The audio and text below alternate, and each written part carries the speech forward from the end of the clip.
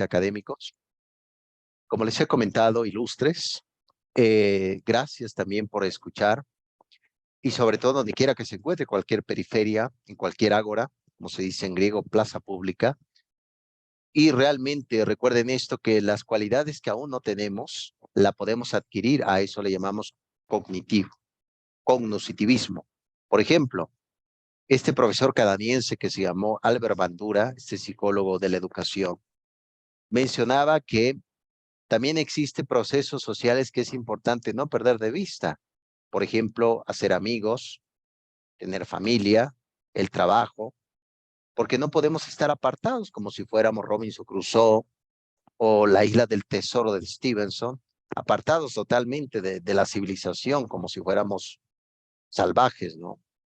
Sino es importante estar con los demás, porque la sociedad también nos contagia de la vida humana. Y eso es el propósito también de la parte cognitiva. La parte cognitiva también tiene una alimentación en el momento de interactuar con los demás.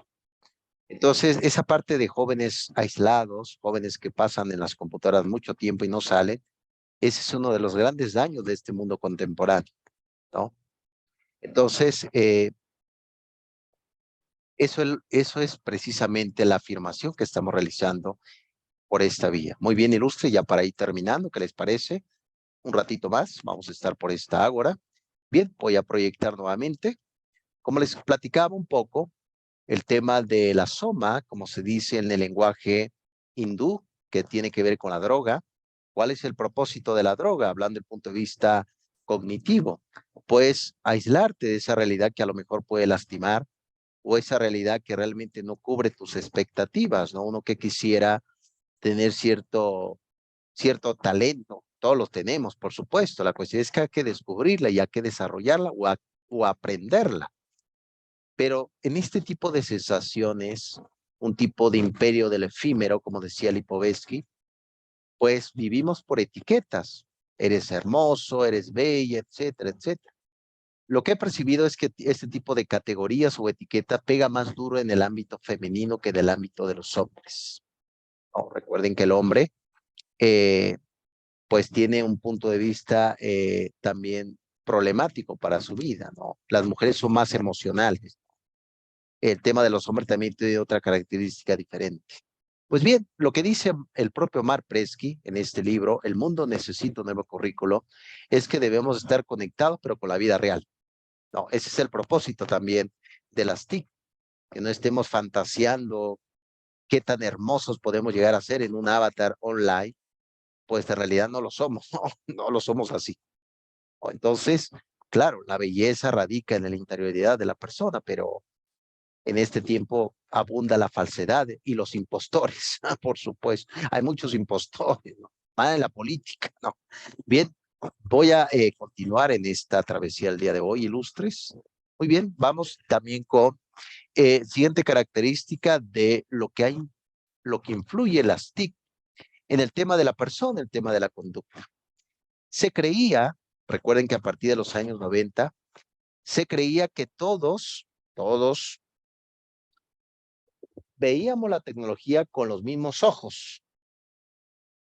Es decir, mirábamos a la tecnología con las mismas necesidades, mismos intereses, mismos vocabularios. Fíjese que hablando de vocabulario, hay un libro que es del profesor Humberto Eco, el que escribió En el nombre de la rosa. Si alguien no ha leído esa novela, se lo recomiendo ampliamente, En el nombre de la rosa. Si quieren también imaginar la época de la Edad Media, las noches que estén y en su casa, en la camita, leyendo un buen libro. El propio Humberto Eco narra, curiosamente, en este libro de Tratado de Semiótica General, el tema de los signos. Recuerden que la sociedad se maneja por signos. Por ejemplo, vas en la calle, ves un semáforo que esté en rojo, es un signo de que no debes de pasar, ¿no? Igual el que va manejando, ¿no? Si pasa puede ocasionar un accidente, si no, llega la policía y te llevan pues, al corralón, etcétera, etcétera.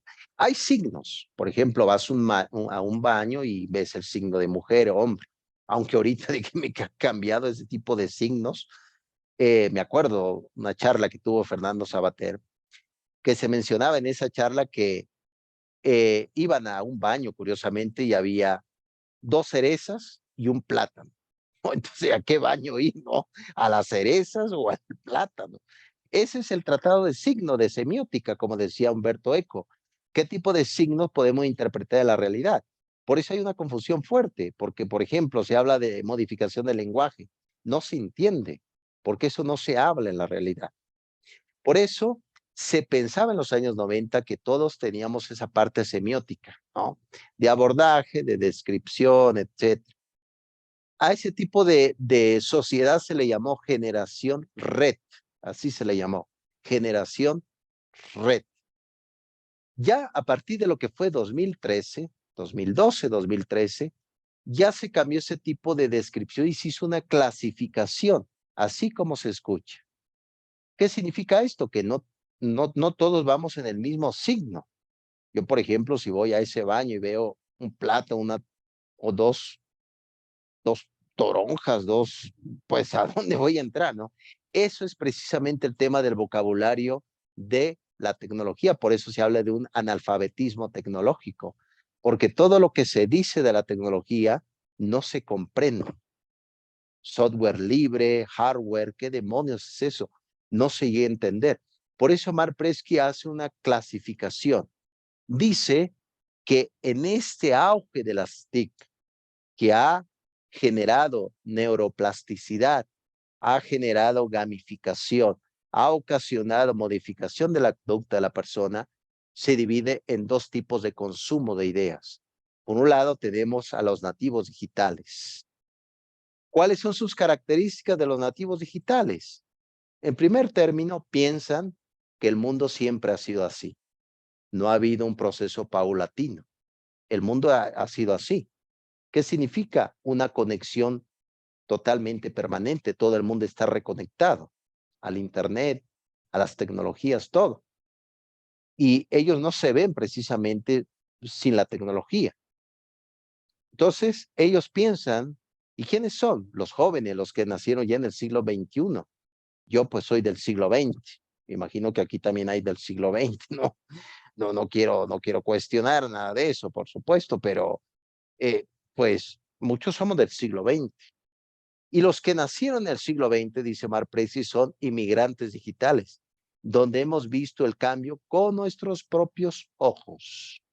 A eso se le llama empereia en griego, experiencia. No sé si se acuerdan, pero había Olivetti, una de esas máquinas de escribir que pesaban hasta 30, 50 kilogramos. Ya no tenías que ir al gimnasio, nada más poner 2 de esas máquinas al hombro, tenías un ejercicio impresionante. Al demonio el gym, ahí en tu casa con 2 máquinas de escribir y listo. Después de esa máquina de escribir, claro, no había corrección ortográfica, ¿no? Tenía un problema ortográfico brutal, sería palabras extrañas. El corrector lo ibas a comprar a la tienda. Estamos hablando de los años 1998. Imagínense. Ya en esa época surgió el Office 97, 2003, como se llama actualmente, todavía se sigue utilizando. Surgió el XP, disquete, no sé si llegaron a utilizar el disquete, que era un proceso, un pequeño disco giratorio. Actualmente hay computadoras de disco sólido, ¿no? Que tiene mayor expansión, memoria RAM, etcétera. No, pero en esa época, pues no había tanta información. Si no hay tanta información, la memoria no se conserva. Esa es una de las siguientes características de las TIC que han ayudado al aprendizaje humano en temas cognitivos. ¿Cuál es? Resguarda la memoria. De hecho, si ustedes los van a revisar ahí muy bien, en el módulo número 3, se habla de Google Drive. La ventaja de ese Google es que resguarda tu memoria. Literalmente, tus fotografías, tus videos, esa sensación cuando estuviste en la playa, cuando estuviste comiendo, no sé, una mojarra frita. Hay gente que le toma foto a la comida, ¿no? Pero, sin fin, resguardo de la memoria, porque llegamos a no a perder la memoria, sino a perder algunas sensaciones que no fueron, no pasaron a la memoria a largo plazo. Pero por lo tanto, los inmigrantes digitales han visto empíricamente el proceso de cambio que ha existido entre lo que eran tecnologías muy complejas y tecnologías muy básicas. Y ahorita vemos la gran sensación que ha existido, por supuesto, en ese proceso de reformulación. Por eso pregúntense, ilustre las que están aquí presentes, ¿qué seremos en este momento? ¿Nativos digitales o inmigrantes digitales?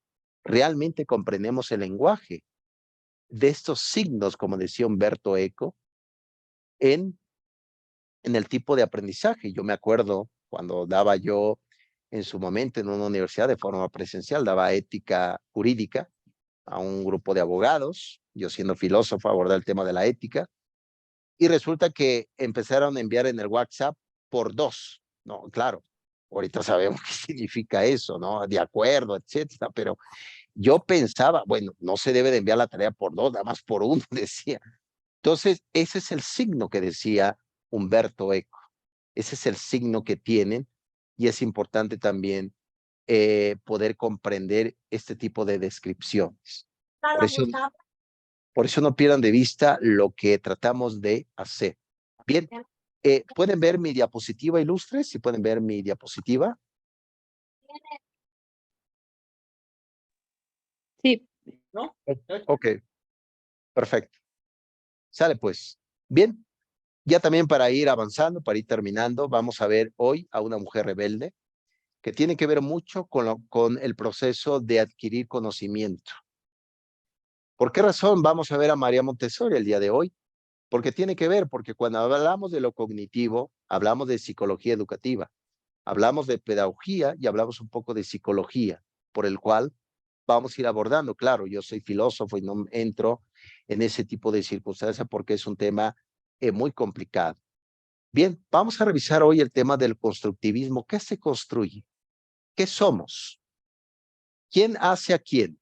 ¿Las TIC hacen a la persona o la persona hace a las TIC? Como esa frase de lo que fue toda la teología del primer siglo de nuestra era, ¿quién hace a quién? El sábado hacia el hombre o el hombre hacia el sábado. Es como el Shabbat, ¿no? Como si el sábado no se hiciera, pero bueno, el hábito no hace al monje, ¿no? Entonces, vamos a ver este libro que se llama Pedagogía Científica de la propia María Montessori. ¿Qué dice Montessori? Vamos a ver sobre el tema y aquí va a venir una gran oportunidad y vamos a definir qué es el constructivismo en este momento o el concepto de tecnologías constructivistas. ¿Vamos para allá? Bien, para empezar, me gustaría precisamente en esta primera tesis sobre María Montessori, que ella nace en Italia, fue italiana, una mujer totalmente de abolengo, aunque podemos decir que también tuvo sufrimientos en factor económicos, como ustedes saben, nada es para siempre, y también la economía tiene a terminar. María Montessori nace en 1870, muere en 1852. Y claro, no recuerda precisamente, por ejemplo, su padre, Alexandro Montessori, pues era pues una persona muy estricta, ¿no? Entonces, a través de este seguimiento de María Montessori se fue dando cuenta de que el aprendizaje no estaba terminado. Eso es lo cognitivo, para que no se les olvide. Cuando ustedes se den cuenta que no tienen a veces habilidades en ese momento, no tienen paciencia o no tienen ciertas cualidades, no se preocupen, se puede adquirir. Ese es el proceso cognitivo. Por eso si diga, oye, profesor, ¿qué cree? No manejo la paquetería, no puedo hacer esto. ¿Qué puedo yo hacer? Apréndelo. Por eso es lo cognitivo. Y lo descubrió muy bien María Montessori porque curiosamente entra a estudiar y estudia medicina. Fue una, no de las primeras mujeres, porque a María Montessori le gustaba mucho la historia que rodeaba su figura. No fue así. Fue una de tantas mujeres que terminó medicina y curiosamente se dio cuenta que a partir de este seguimiento debería de haber un proceso por el cual se debería de adaptar el contenido a la persona. Y por eso yo les platiqué que fue la gran dificultad que vivimos en épocas de pandemia, porque toda la información que existía para los jóvenes estaba diseñada para la vida adulta, no para los jóvenes. Por eso pregúntense, y cuando ustedes vean una información en las tecnologías o cuando vean un proceso descriptivo en cualquier escuela, cualquier institución, pregúntese, ¿realmente este contenido que dice este libro, que dice esta persona, está diseñada para este tipo de persona o no? Recuerden que anteriormente los niños entraban junto con los adultos y los adultos tomaban clase junto con los niños, entonces no se entendía, no se comprendía absolutamente nada. Por eso observen, la mayoría del contenido de las TIC está diseñada para la vida adulta, no para los jóvenes ni para los niños. Y ahí radica el problema, ¿no? Se tiene que hacer un buen diseño. Comúnmente, como dijo Montessori, un aprendizaje que va a ir de la mano completamente enfocado precisamente en el crecimiento de la persona. Entonces, María Montessori llevó a cabo, en efecto, todo este proceso cognitivo muy interesante que nos ha dejado para este tiempo. Y claro, vemos que ella, preocupada precisamente por esta pérdida de los niños de adquirir un conocimiento, funda la Casa de Bambini en 1907. Curiosamente, fueron las primeras escuelas de Montessori que fueron enfocadas o organizadas para la vida de los pobres, para pobres. Y ahorita vean, los María Montessori son los colegios muy caros, ¿no?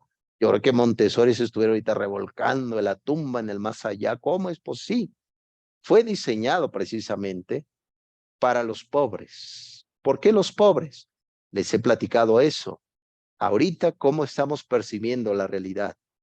Una realidad que está cambiando, sin duda alguna es muy cambiante, el mundo cambia, o inclusive podemos observar que el cambio se ve en los árboles, en uno mismo, ya uno como que se ve un poco más veterano, va creciendo, un poco gordito, flaquitos, flaquitas, hay un cambio, ¿no? Y ese cambio también está provocando que muchos se queden desprovistos del factor científico. A eso le llamamos pobreza. Ese es el gran problema que vivimos. Por eso ustedes deben de sentirse muy afortunados porque están apelando al concepto del conocimiento. El conocimiento es apto para todo público, siempre y cuando tengamos también los recursos y también la voluntad para adquirir ese conocimiento. No se les olvide. Eso fue el gran aporte de María Montessori, trabajar con la gente que no tenía nada de eso, por supuesto. Ahora la pregunta es, en mi país, en tu país, ¿cómo estamos en ese tipo de personas que se han quedado como atrasados de todo el proceso tecnológico? Sin duda alguna ha sido muy latente, por supuesto que sí. Muy bien, prosigo ya también para ir terminando. Y claro que hemos visto también que la mayoría de estos recursos que podemos ver, o la parte también del proceso de llegar a conocer, va de la mano también con el absolutismo, así lo podemos llamar, o el totalitarismo. ¿Qué significa esto? Que a veces uno termina pensando algo que alguien más ya pensó por nosotros. Y ese es el grave problema de este tiempo, porque estamos haciendo un recalentado, del recalentado, del recalentado, y no hay creatividad. Observe, por ejemplo, las películas de Disney, no sé si la han visto. ¿Están qué haciendo? Un recalentado, no hay creatividad, no hay innovación. Ese es el gran problema del totalitarismo, que se pretende hacer desde este momento todo sin consultar la historia. Muy bien comentó Cicerón que la historia es maestra de la vida. La mayoría de los grandes aprendizajes que podemos adquirir es a través de echarle un vistazo a lo que hemos hecho en el pasado. Ese es el gran aprendizaje que podemos hacer. Por supuesto que sí.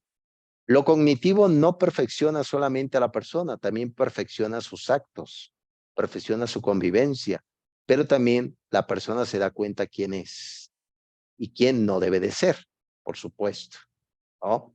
Entonces yo creo que esto es lo que luchó la propia Montessori con estos locos que me parece que se ve está muy vigente el totalitarismo en América Latina, inclusive podemos ver en Europa gente que lleva años en el poder y se la adora como si fuera un dios, que al final de cuentas es un hombre de carne y hueso como nosotros, que llora, que sufre, que tiene hambre.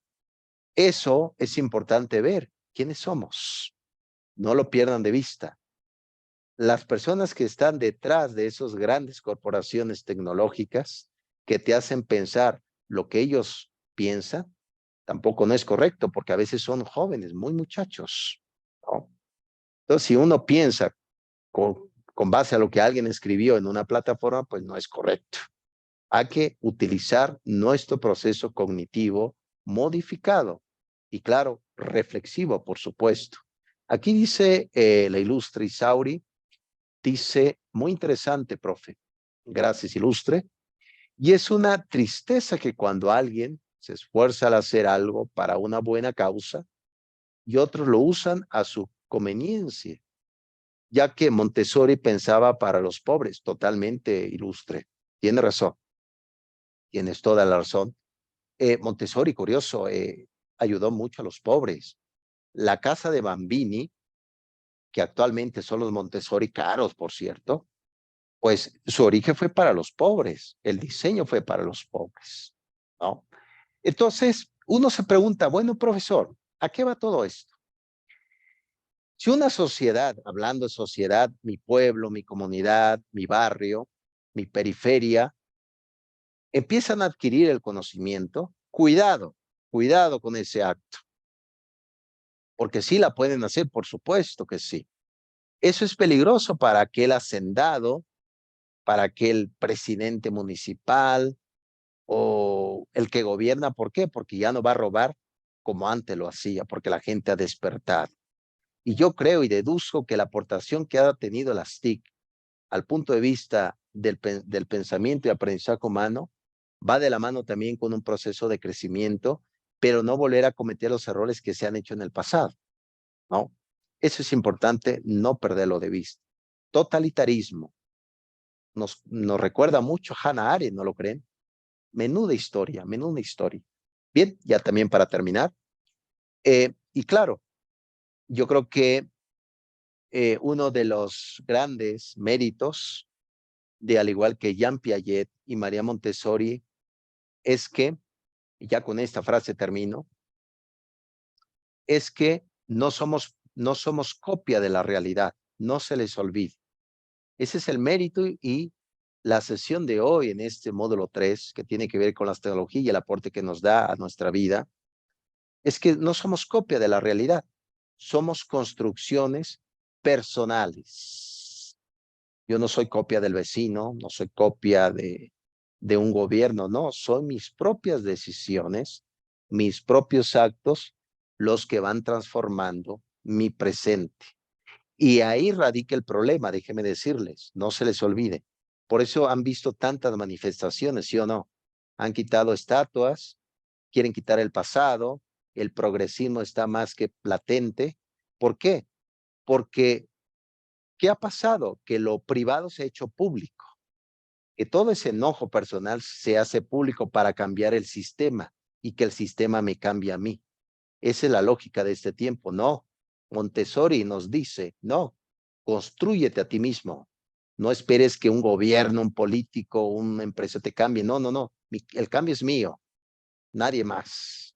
El cambio es mío. Por eso hablamos de cognitivo. ¿Lo cognitivo qué es? Una propiedad tuya, no de nadie más. Nadie piensa por ti, nadie muere por ti, nadie ama por ti. Todo es propio. ¿Se dan cuenta? Por eso hay manifestaciones, esas feministas que van rayando las puertas, robando. Estoy seguro que no se levantan temprano.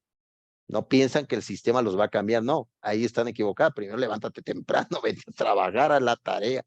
Eso es cambiar, por supuesto. Bien, ilustres, hemos llegado ya al final de este módulo 3, pero se me estaba yendo una idea importantísima. Déjenme nada más presentar porque se me escapa como un fantasma de la ópera.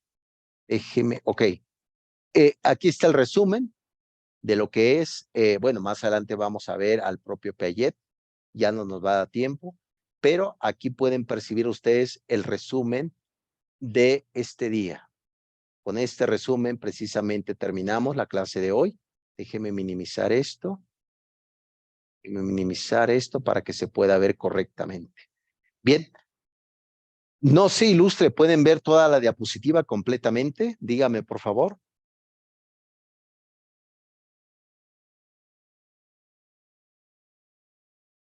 Si son 7 puntos, sí, sí se alcanza a ver completa, profe.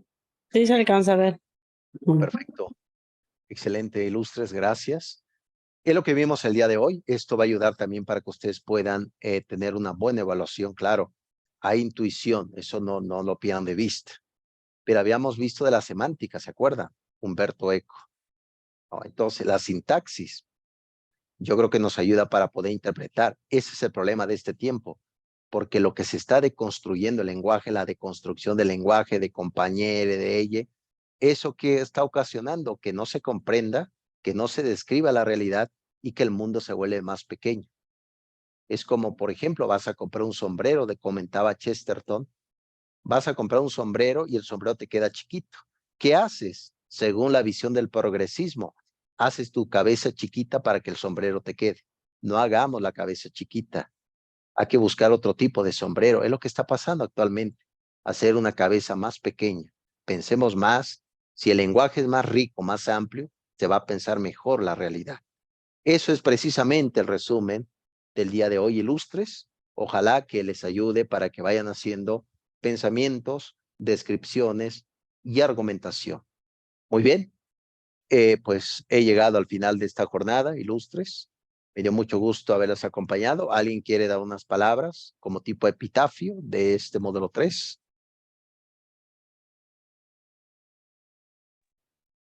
Buenas noches, profesor. Soy Lidia. Tengo algunos problemitas con la computadora, por eso me desconecté hace ratito. Pero sí, al principio igual casi no lo escuché porque no funcionaba el sonido de mi laptop. Pero ya en la última, ahorita sí alcancé a, ¿cómo se llama? A entender en el tema. Y es un tema muy interesante igual. Este, no, solo una duda. ¿Será que me puedo explicar qué es lo de la semántica?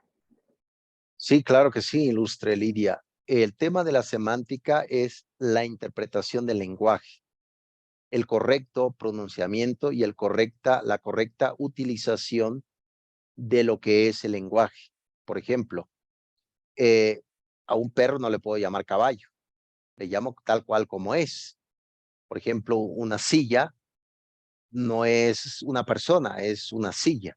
Eso es la semántica, Ilustre Lidia, la correcta o el correcto estudio de la palabra, del lenguaje, dentro de la utilización de lo social, Ilustre Lidia.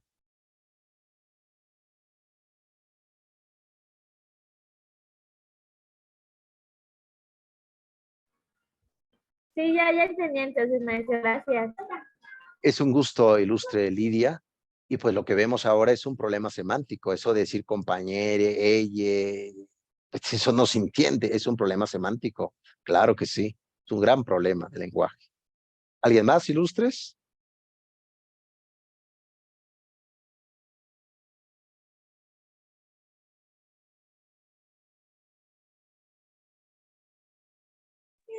No, maestro, todo entendido. Muchas gracias. Muchas gracias a ti, Gloria. Deseo que sea breve el trabajo, pronto también un buen descanso. Y también les deseo, pues, que sea una buena cena. Por ahí, si alguien va a comer unos tacos al pastor, pues se lo come en mi honor. Ahorita no voy a poder comer tacos al pastor, pero si van a cenar riquísimo por ahí, buen provecho, buen provecho. Gracias, maestro. Sale, vale.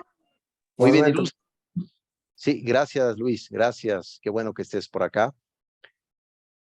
Bien, Ilustres, gracias por acompañarme. El día de mañana les envío. Gracias, Ilustre Flor. Muchas gracias por ahí. El día de mañana les envío. Igual, Sauri. Muchas gracias, Flor. Igual, todos. El día de mañana les voy a compartir los videos y también la próxima actividad. Será la actividad número 3. Recuerden, no es obligatoria, pero tiene valor decimal al final de la materia de calificación final, un punto extra, 2 puntos extras, más que bienvenida.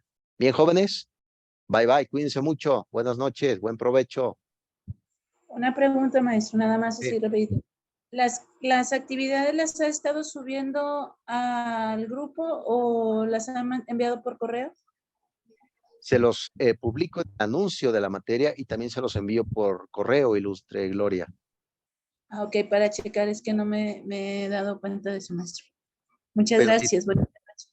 Sí, igual, Gola, pero si te llega mañana, por ejemplo, el correo, si la revisas, pues haz la actividad 3, porque todavía falta otras 2, entonces te va a ayudar muchísimo. Ok, maestro. Sí, Como yo salí baja en las calificaciones, las actividades que está diciendo, yo entro allá, las hago y se lo manda a su correo. envíamela a mi correo, Ilustre Lidia, pero también te pido que en la sesión, en el módulo donde saliste baja, escríbeme por ahí y le damos seguimiento a tu requerimiento. ¿Qué te parece? Para habilitarte la sesión. Ah, bueno, ok, sí, está bien, sí. Sale pues, sí, claro. Perdón, maestro, Sí. me va, ajá, el examen me va a dar la oportunidad de volver a presentar, me entendí muy bien. Sí, te voy a habilitar otra vez la sesión, pero recuerda, Lidia y todos los que me van a escuchar, eso se puede hacer hasta el módulo 4.